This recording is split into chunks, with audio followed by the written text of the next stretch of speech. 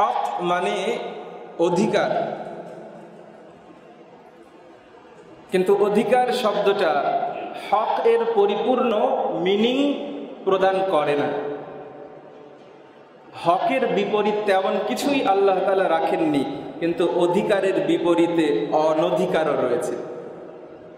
সুতরাং যদি হকের বাংলা করতে হয় তাহলে এটাকে বলা যেতে পারে প্রাপ্তি বা পাওনা।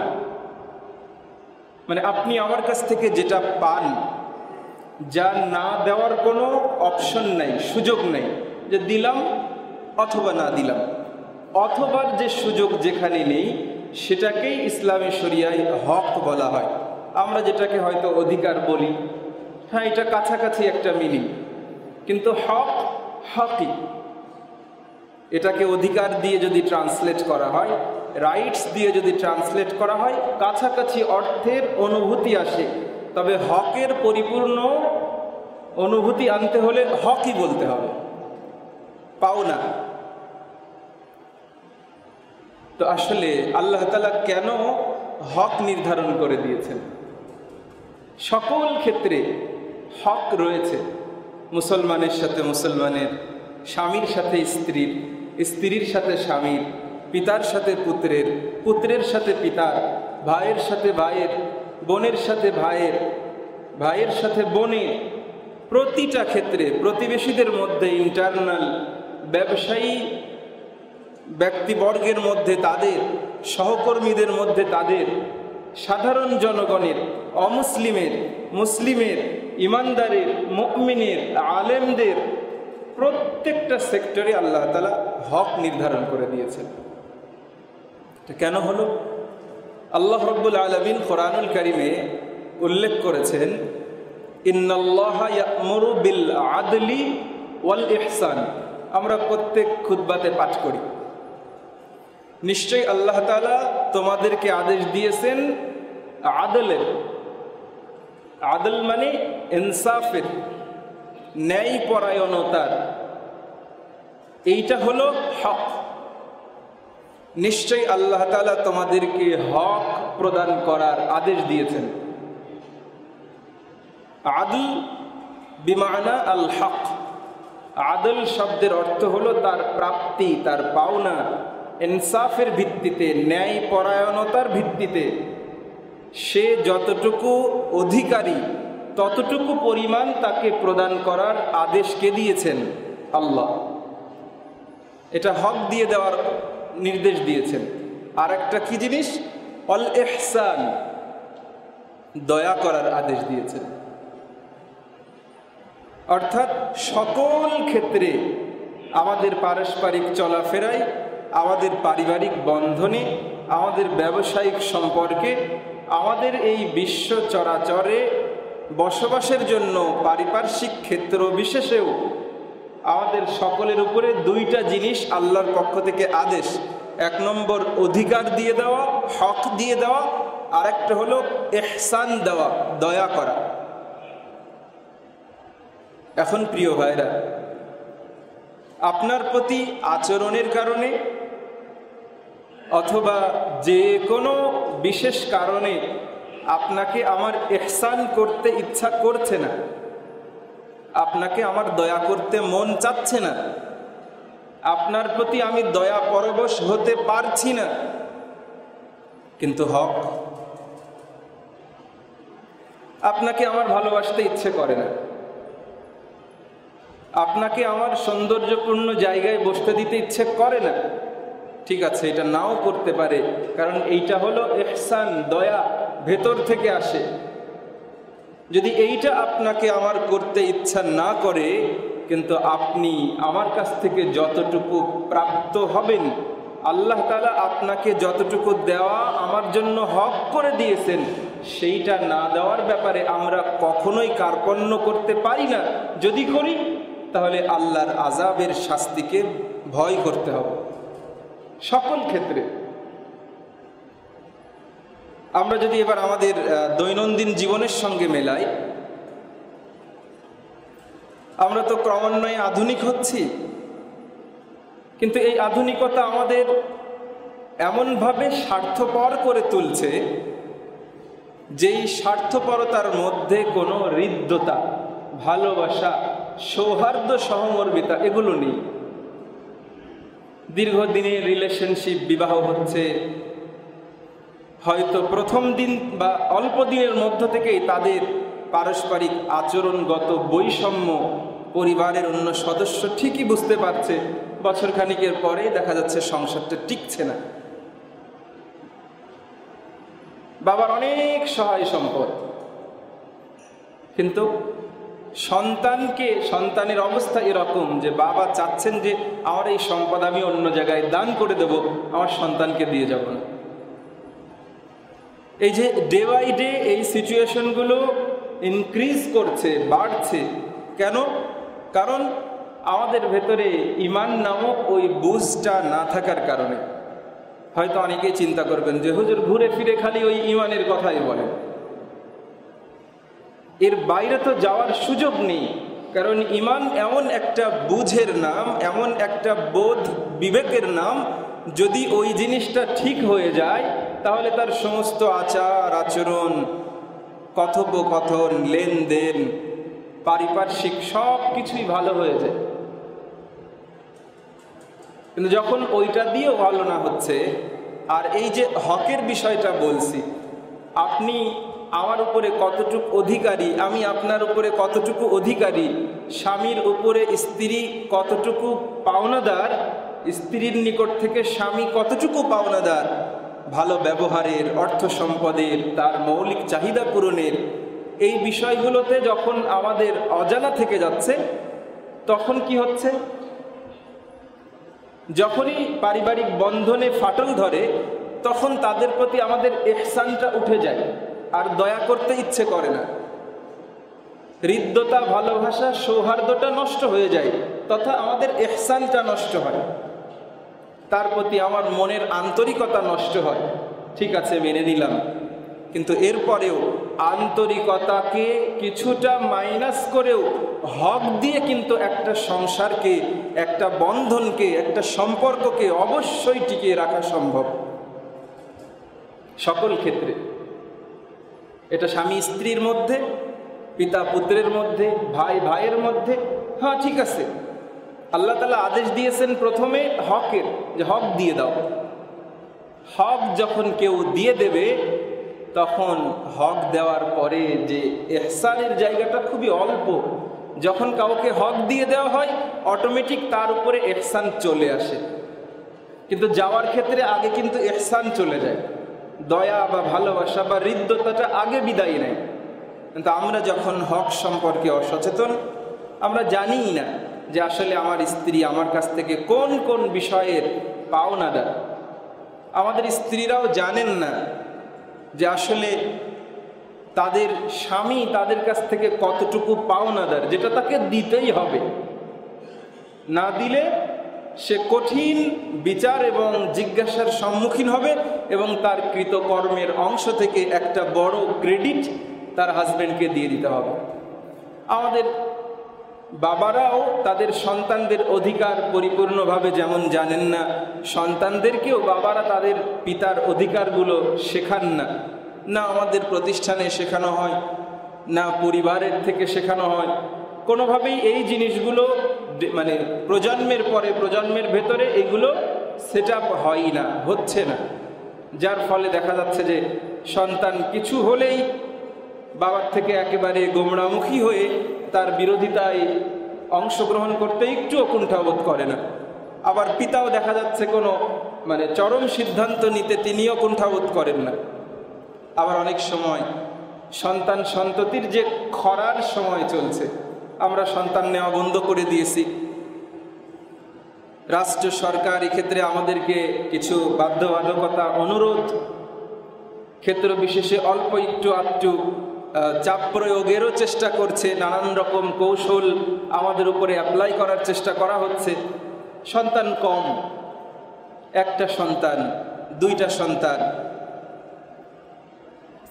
যে যাই বলুক না কেন, সন্তানের মহব্বত কেবল তার বাবা মাই অনুভব করতে পারেন, এইটা অন্য কারো পক্ষে সম্ভব নয়। সেখানে শাসনের পর্যায়ে গিয়েও আটকে যেতে হচ্ছে। সন্তান তো একটা,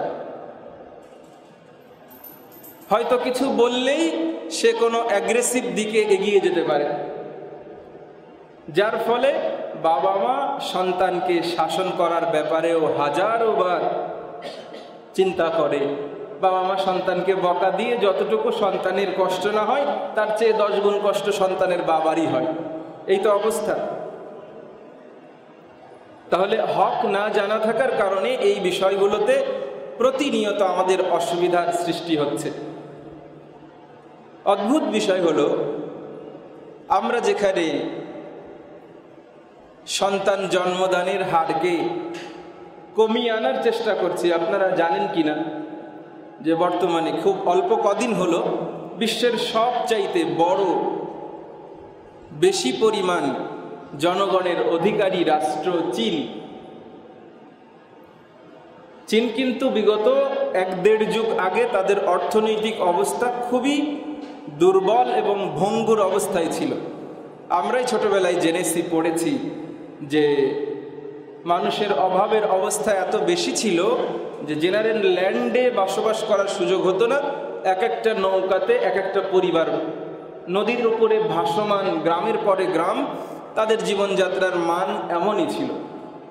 তারা প্রযুক্তিতে, টেকনোলজিতে, এরপরে হচ্ছে কারিগরি শিক্ষা দিয়ে, হাতে কলমে প্র্যাকটিক্যালি কিছু বিষয়াশয়গুলোতে উন্নতির ফলে এখন গোটা বিশ্বের মধ্যে সুপার পাওয়ারের অধিকারী হয়েছে তারা। ঠিক উন্নয়নের এই জায়গাতে যখন তারা আস্তে আস্তে সিঁড়ি বেয়ে উঠছে, তখন তারা একটা চিন্তা করল, সেটি হলো এক সন্তানের নীতি। সন্তান একটাই হোক, ছেলে হোক মেয়ে হোক, একটি সন্তানই যথেষ্ট। এই নীতি চীনা সরকার চূড়ান্তভাবে, রাষ্ট্রীয়ভাবে এইটা তাদের ভূখণ্ডে অ্যাপ্লাই করল। ব্যাস, এটা নিয়ে বহু কাপল সেই সময় রাষ্ট্রের বিরোধিতা করেছে এবং রাষ্ট্র তাদের উপরে যথাযোগ্য কঠোরতা আরোপ করে তাদেরকে এক সন্তানের নীতি, একটি সন্তান গ্রহণে বাধ্য করেছে। এটা আমার কোনো কথা নয়। আপনি বিগত দিনের প্রিভিয়াস যে কোনো আন্তর্জাতিক নিউজগুলো, ইন্টারন্যাশনাল নিউজগুলো দেখেন, প্রত্যেক চ্যানেলই এই নিউজটা ফলো করে প্রচার করছে। ঠিক তেমনি কিছুদিন যাওয়ার পরে, কিছুদিন অতিবাহিত হওয়ার পরে তারা এই এক সন্তানের নীতিটাকে উন্নীত করে 2 সন্তানের নীতিতে তারা উন্নীত হলো। যে না, সন্তান একটা নয়, যারা চায় তারা 2টা সন্তান নিতে পারবে।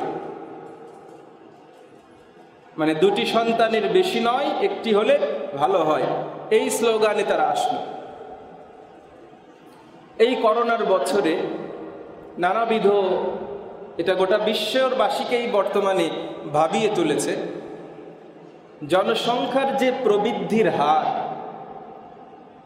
এইটার উপরে গবেষণা করে তারা দেখেছে যে এখন তাদের কর্মক্ষম যে সকল ব্যক্তিরা রয়েছে, অর্থাৎ অ্যাডাল্ট থেকে শুরু করে হয়তো 55 অথবা 60 ইয়ার যাদের বয়স, এই বয়স সীমার মধ্যে তাদের যে পরিমাণ 130 কোটি জনগণের মধ্যে ধরে নিলাম হয়তো 70 কোটি মানুষ এই লেভেলের, যারা নিয়মিত কর্ম করতে সক্ষম। কিন্তু তাদের পরবর্তী প্রজন্মের স্ট্যাটিস্টিক্স, পরিসংখ্যান অনুযায়ী দেখছে যদি উপর থেকে সিনিয়ররা মাইনাস হয়ে যায়, তাহলে অ্যাডাল্ট যুবক শ্রেণীর মানুষগুলো এই পরিমাণ আর টেকানো যাচ্ছে না, যারা মূলত এই চীনের অর্থনীতির উন্নয়ন সহ এই সুবিশাল অঞ্চলের নেতৃত্ব দেওয়ার জনবল হিসেবে সরকারকে, গভর্নমেন্টকে দক্ষ কর্মী বাহিনী দিয়ে সাপোর্ট দেবে, এইটা আর হয়ে উঠছে না। বিগত অল্প কদিন হলো তারা চাপ প্রয়োগ করছে যে একটা নয়, 2টো নয়, 3টা করে ন্যূনতম সন্তান গ্রহণ করতে হবে। যারা গ্রহণ করবে এই সমস্ত দায় দায়িত্ব গভর্নমেন্ট, সরকার বহন করবে।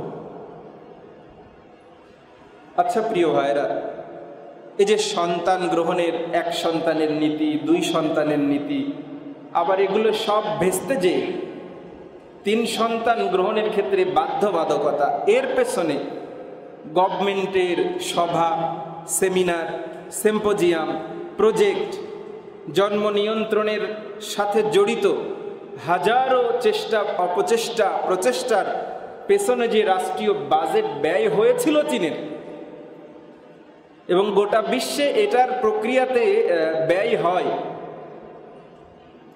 তাহলে দীর্ঘদিনের যে সকল কাপলরা একাধিক সন্তান গ্রহণ করতে চেয়েছিল তাদের মনের বিরুদ্ধে রাষ্ট্রীয় এই আইন মেনে নিতে তারা বাধ্য হয়েছিলেন। 1, 2 নম্বর, কিছুদিন পরে একটা অপশন তৈরি হলো 2, আবার এখন তারা বাধ্য হচ্ছে প্রত্যেক কাপলকে মিনিমাম 3টা করে বাচ্চা নিতে হবে।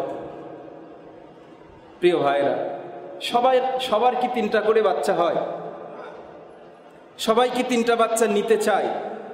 আবার এমন অনেক কাপল রয়েছে না যে যারা 10টা সন্তানও নিতে রাজি আছেন, চাচ্ছেন। তাহলে এভাবেই তো একটা ন্যাচারাল সিস্টেমে আল্লাহ তাআলা এটাকে ব্যালেন্স করে দিয়েছেন।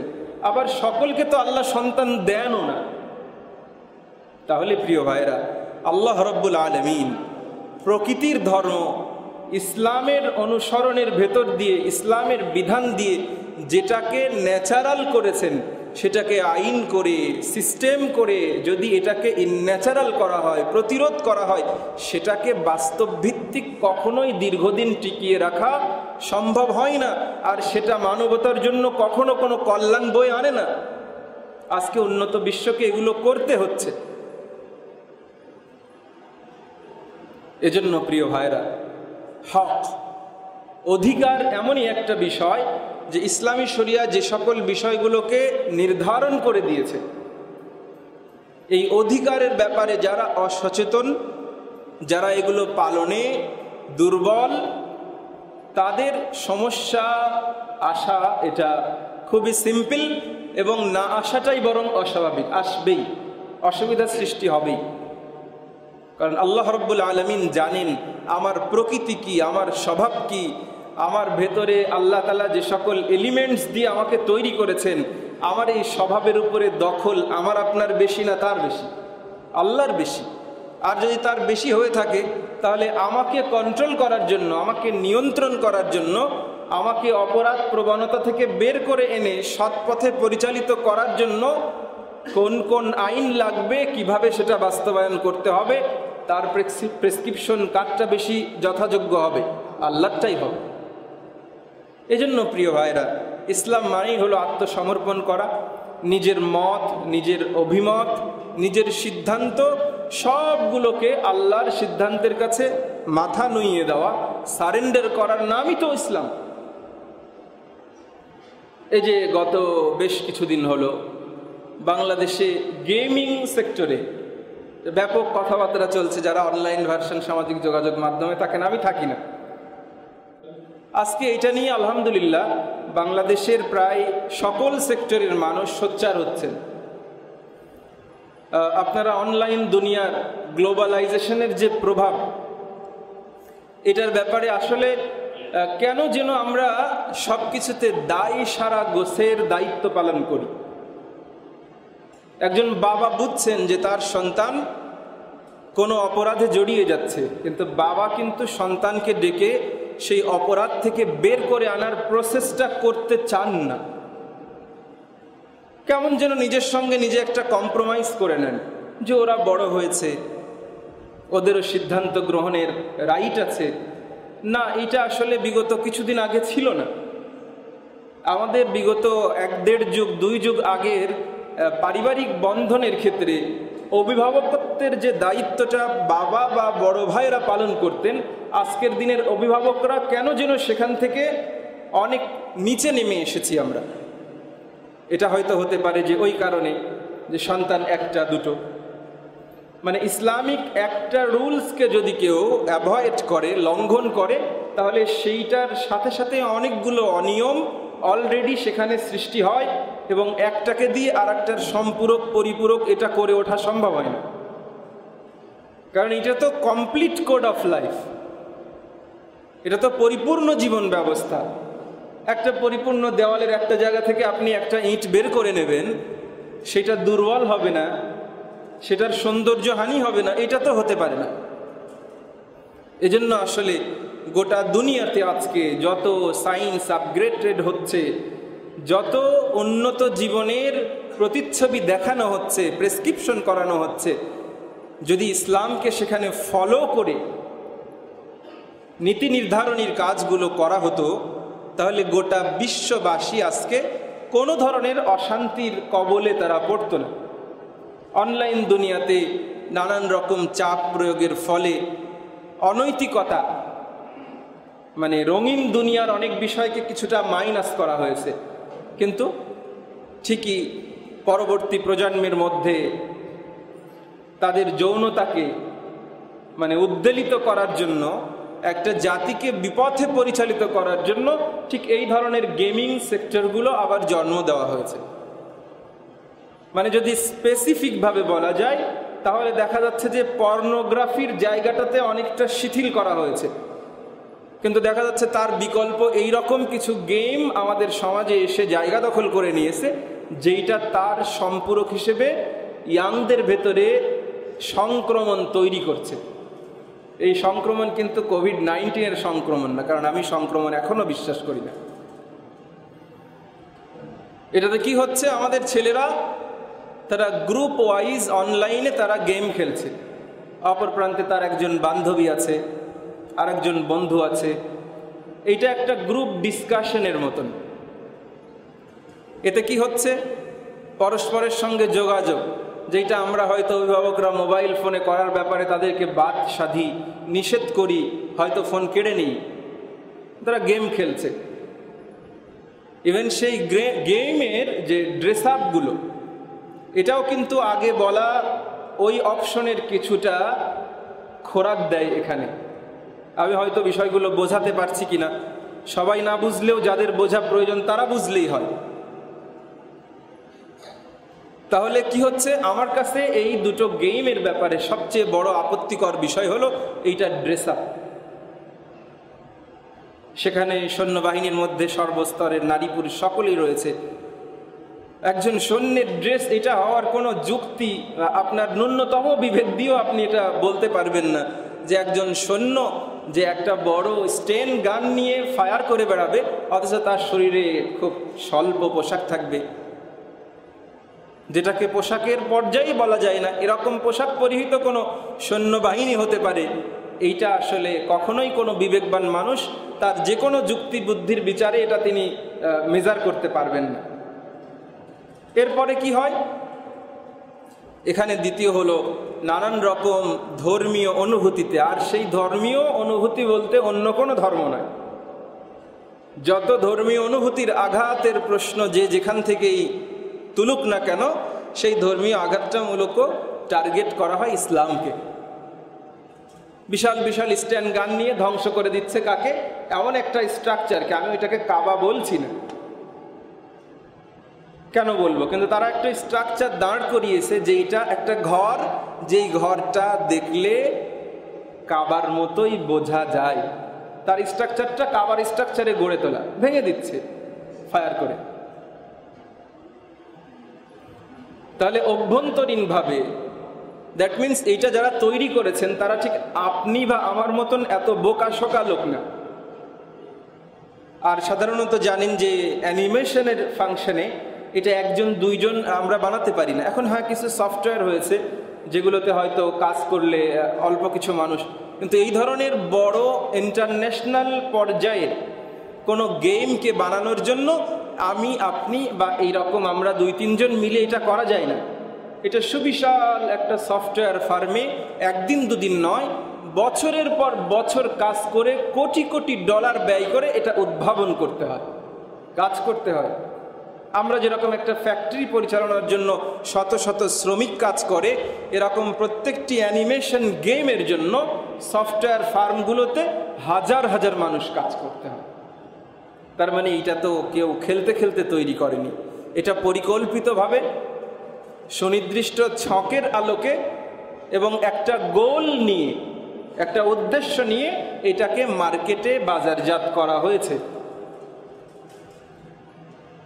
তাহলে প্রথমটি গেল হচ্ছে এটা অশ্লীলতাকে প্রমোট করে, আর 2 নম্বর বিষয় হলো এটা ধর্মীয় অনুভূতি তথা ইসলামকে সরাসরি আঘাত করে এবং ক্ষেত্র বিশেষে আমাকে দিয়ে, মানে যে এই গেমার, যে এই গেমটা খেলবে তাকে দিয়ে কুফরি এবং শিরিকের মতন কাজও এই গেমের ভিতরে করানো হয়।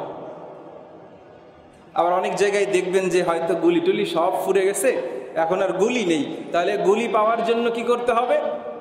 প্রতিমার সামনে তার কাছে প্রার্থনা করতে হবে, তাহলে সে আপনাকে আবার কিছু গুলি দিয়ে দেবে, আপনাকে বেশ কিছু মানে মিসাইল এগুলো দিয়ে দেবে, রকেট লঞ্চার এগুলো দিয়ে দেবে, তারপরে আপনি আবার সামনে পথ চলতে পারবেন। এটা গেল ছিল 2 নম্বর। 3 নম্বর বিষয়টা কি এখানে? সেটা হলো আগ্রাসী চিন্তা। এটা আমাদের ভেতরে চরমভাবে সেট আপ দেওয়া হচ্ছে। তার মানে অনেক বড় ভবন, সুন্দর একটা গাড়ি, চমৎকার একটা ঘর, এগুলোকে কি করতে হবে? সব ভেঙে দিতে হবে।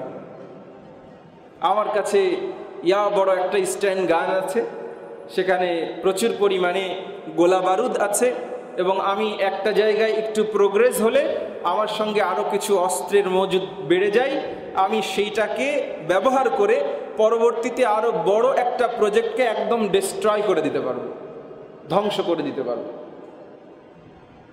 তাহলে পরবর্তী প্রজন্মের ভেতরে ধ্বংসাত্মক মনোভাব তৈরির ক্ষেত্রে এই গেমগুলো কি করছে? আমাদের তরুণ প্রজন্মকে তারা অ্যাগ্রেসিভ করে দিচ্ছে।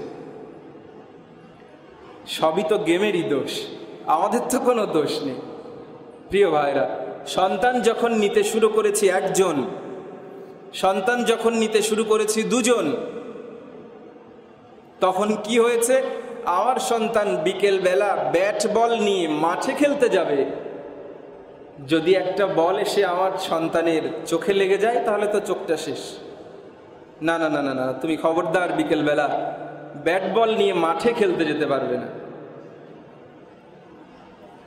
আমার একটা ছেলে যদি সঙ্গদোষে নষ্ট হয়ে যায়, বাইরের ছেলেদের সাথে সময় কাটাবে, না না না না, দরকার নেই, তুমি বাবা বাড়িতে থাকো।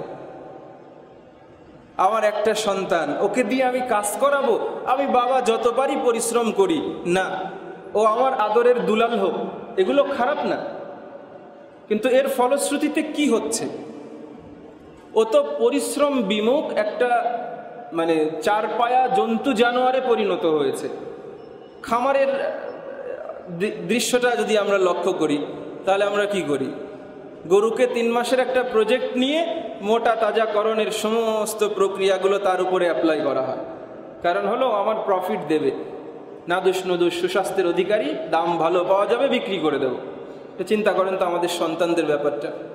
আমার সন্তানকে আমি বাইরে যেতে দিচ্ছি না, শারীরিক কসরতমূলক খেলাধুলায় তাকে পার্টিসিপেট করতে দিচ্ছি না, ও তো এমনি ক্রেজি, ওর শরীরের সমস্ত সেল এবং মাংসপেশিগুলো সবই তো ক্রেজি হয়ে আছে, কারণ ওর ভেতরে কিন্তু সবই আছে।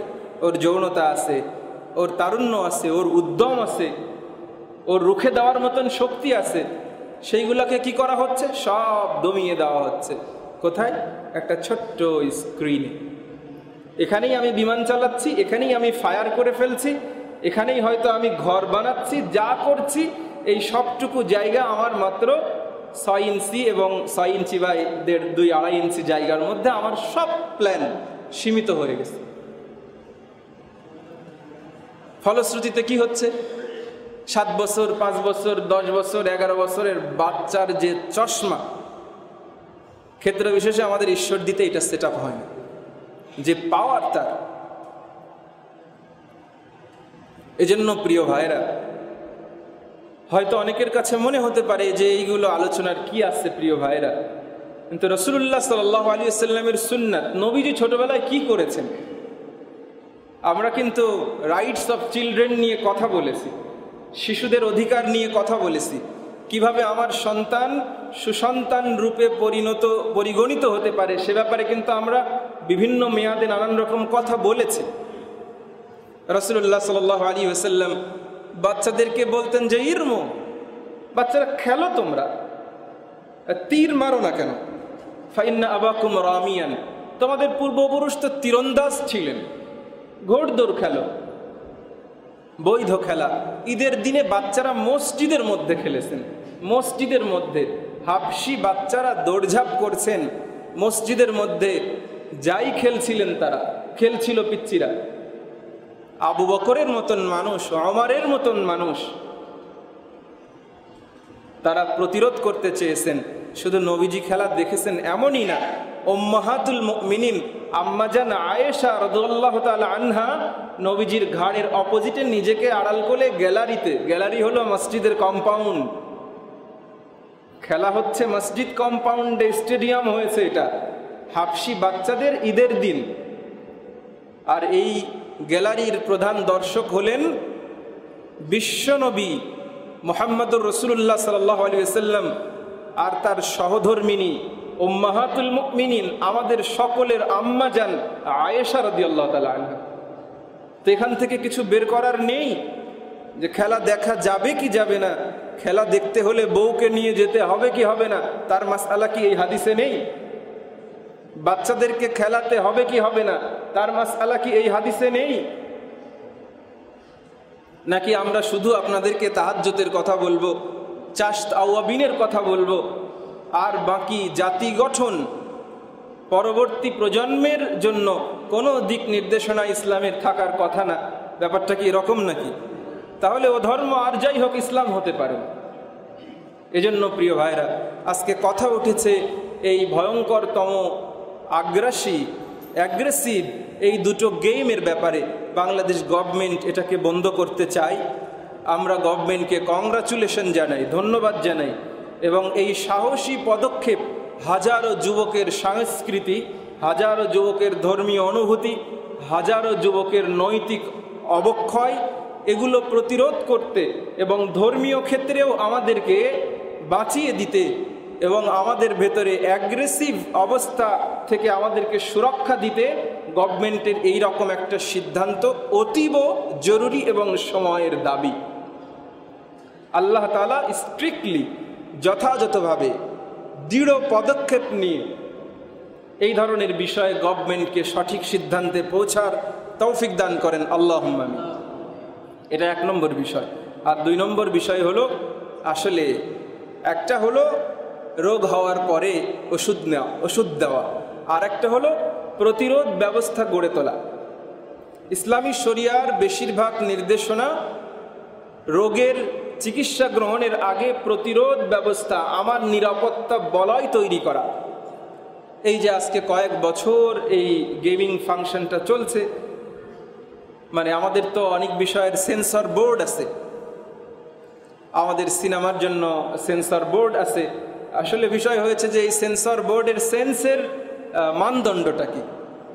সেন্সের মানদণ্ড যদি তাদের ভেতরে এই পারস্পরিক যৌনতার ব্যাপার স্যাপার এখানে থেকে যায়, তাহলে সেই সেন্সে তো আর যৌনতা বিষয়ক মানে দৃশ্যগুলোকে আর ননসেন্স মনে হবে না। যার ফলে সেন্সর বোর্ড কর্তৃক উত্তীর্ণ বিষয়গুলোতেও আমাদের সেন্সকে একেবারে নুইয়ে দেয়, লজ্জায় মাথা নুইয়ে দেয়। স্বামী, স্ত্রী, পরিবারের সদস্যবর্গ সহ যে জিনিস একসঙ্গে তাকিয়ে মনিটরের দিকে তাকিয়ে থাকা যায় না, কিন্তু এইটা কিন্তু রাষ্ট্র কর্তৃক একটা সেন্সর বোর্ড কর্তৃক অনুমোদিত হয়ে তারপরে মার্কেটে বাজারজাত করা হয়েছে। যদি সেই সেন্সর বোর্ড যদি ইমানের আলোকে সেন্সটাকে লালন করতেন, তাহলে কি আমাদের সমাজের হালচাল চিত্র তুলে সামাজিক বিনোদনের জন্য মুভি মেকিং করা যেত না? অবশ্যই যেত। রয়েছে না বিশ্বে এরকম অনেক কিছু? অবশ্যই রয়েছে। প্রিয় ভাইরা, এজন্য প্রয়োজন হলো ইমানের বুঝ, যে কথায় বারবার ফিরে যেতে হয় আমাদেরকে। ইমানের বুঝ যদি থেকে থাকে, এরপরে যেই অপশনে ফাংশনেই কাজ করুক না কেন, প্রতিটি কাজই মানবের জন্য কল্যাণ হবে, জাতির জন্য সুচিন্তিত এবং সুন্দর সিদ্ধান্তের ব্যাপার হবে। আমরা আসলে কথা বলতে চলেছিলাম রাইটস নিয়ে, অধিকার নিয়ে, সেদিকে হয়তো শুরুই করা গেল না। আমরা যদি আবার রাইটে ফিরে যাই, অধিকারে ফিরে যাই, হকে ফিরে যাই, হকের ব্যাপারটা এত পরিব্যাপ্ত, এত বিস্তৃত। আমাদের সমাজে যেটা আমরা লক্ষ্য করি সেটা হলো, আমাদের নানান শ্রেণী এবং পেশার মানুষেরা রয়েছেন। আমরা হুজুর, আমাদের দায়িত্ব হলো ধর্মের সম্প্রসারণে দাওয়াতের মাধ্যমে আপনাদের কাছে দিন উপস্থাপন করা।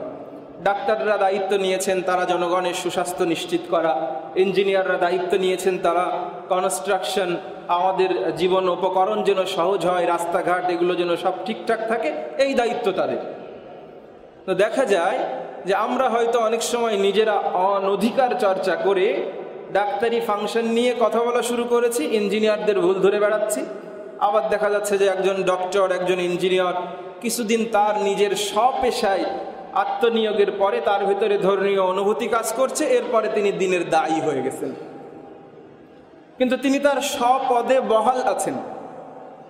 তিনি রাষ্ট্রীয় চিকিৎসার দায়িত্ব পালনকালীন সময় বেশিরভাগ সময় সেই দায়িত্বের বাইরে তিনি দিন প্রচারে ব্যস্ত রয়েছেন। একজন ইঞ্জিনিয়ার তিনি তার সঠিক দায়িত্ব পালন করতে না করে তিনি দেখা যাচ্ছে দিনই দাওয়াতের মাজালে বিভিন্ন ক্ষেত্রে তিনি পরিভ্রমণ করে বেড়াচ্ছেন। ঠিক একজন আইনজীবী, একজন ব্যবসায়ী, একজন ইম্পোর্টার, একজন এক্সপোর্টার। তার মানে কি হচ্ছে যে আমরা যেই বিষয়ক পড়াশোনা করেছি, যেইটা আমাদের বেজ, সেই বেজের পারে সকলের দায়িত্ব হলো দিনের দাওয়াতের কাজ করা। কিন্তু একটা হলো যে আমি যদি এই শহরের একজন সিভিল ইঞ্জিনিয়ার হই গভর্নমেন্টের, তাহলে আমার উপরে প্রচুর বড় রাষ্ট্রীয় দায়িত্ব রয়েছে, জনগণের হক রয়েছে, যেটা জনগণ আমার কাছ থেকে পায়। আমি যদি এই সদর হসপিটালের চিফ ডক্টর হই, তাহলে এই উপজেলার সমস্ত মানুষের সুস্বাস্থ্যের বিষয়টি জনগণ আমার কাছে পায়। এটা সরকার আমাকে দায়িত্ব দিয়েছেন, এই দায়িত্ব সার্ভ করা, এই সেবা নিশ্চিত করার দায়ভার ওই ব্যক্তির উপরে। তিনি ওই দায়িত্ব পালন করে ওই হক আদায় করে এরপরে সুযোগ সুবিধা অনুযায়ী তার পরিমণ্ডল থেকে মানুষকে দিনের দাওয়াত দেবেন, কোনো অসুবিধা নেই। কিন্তু হকের ইলম না থাকার কারণে, রাইটসের জ্ঞান এর সীমাবদ্ধতার কারণে আমরা আমাদের নিজস্ব রাইটসের জায়গাটাকে ভঙ্গুর করে দিয়ে আমরা হয়তো অন্য অন্য জায়গাগুলোতে উন্নয়নের চিন্তা অথবা জনগণের কল্যাণের নিশ্চিত চিন্তার কথা আমরা চিন্তা করছি। এজন্য প্রিয় ভাইরা, আসুন আমরা হক সচেতন হই। আগামী থেকে আমি চেষ্টা করব কিছু বিষয়ের অধিকারগুলো আপনাদের সমীপে উপস্থাপন করা, যেন আমাদের ভেতরে আমার স্ত্রীর প্রতি যদি কখনো আমার দুর্বলতা এসে যায়, দুর্বলতা এসে যায় বলে তার প্রতি আমার আগ্রহ কমে যায়, তার প্রতি আমার দয়া করতে না ইচ্ছা করে, কিন্তু সে আমার কাছ থেকে দয়াও পায় আবার অধিকারও পায়। আমি যদি তাকে দয়া কমও করতে চাই, ঠিক আছে আপনি কম করতেই পারেন, আমি কম করতেই পারি, কিন্তু তার তো কিছু পাওনা রয়েছে। পাওনাগুলোর ক্ষেত্রে তো আমাকে আর গড়িমসি করার সুযোগ নেই, তাহলে তো বিচারিক কাঠগড়ায় আমাকে দাঁড়াতে হবে, কঠিন শাস্তির মুখোমুখি হতে হবে। আল্লাহ রাব্বুল আলামিন আমাদের বলা এলোমেলো কথাগুলো আমি সহ আমাদের সকলের শিক্ষা গ্রহণের জন্য আল্লাহ তাআলা এটাকে কবুল করেন। আল্লাহুম্মা আমিন।